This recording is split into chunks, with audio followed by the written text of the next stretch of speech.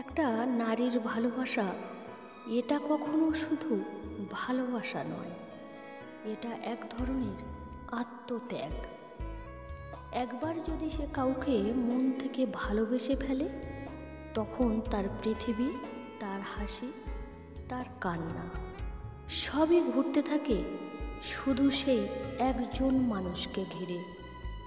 তুমি হয়তো ভাবো সে দুর্বল, কিন্তু আসলে সেই সবচেয়ে শক্তিশালী। কারণ সে নিজের সমস্ত ব্যথা নিজের ভেতর পুড়িয়ে নেয়, অথচ বাইরে থেকে হাসে, যেন কিছুই হয়নি।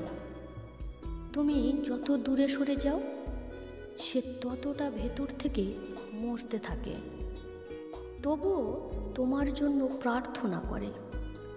এই জন্যই নারীর ভালোবাসা ভয়ঙ্কর, কারণ তার ভালোবাসা একবার যদি ভেঙে যায়, তখন তার নীরবতা শব্দের থেকেও ভয়ঙ্কর হয়ে ওঠে। সে চিৎকার করে না, কাঁদে না, শুধু একদিন চুপ করে যায়। আর সেই নীরবতা, সেই চোখের জলে জমে থাকা অভিমান ধীরে ধীরে তোমাকে ভেতর থেকে ভেঙে ফেলে। নারী কাউকে হারিয়ে কাঁদে না, সে কাঁদে নিজের ভেতরের আত্মার মৃত্যুর জন্য। সে জানে যাকে সে ভালোবেসেছিল সেই মানুষটা আর বেঁচে নেই, অন্তত তার ভালোবাসার পৃথিবীতে তো নয়।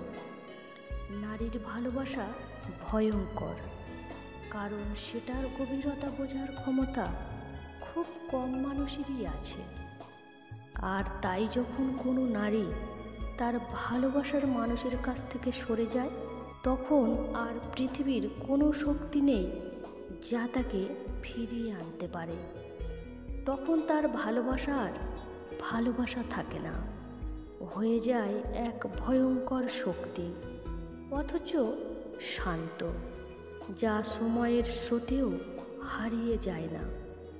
আর যাকে হারিয়ে তুমি সারা জীবন অনুতপ্ত থাকবে।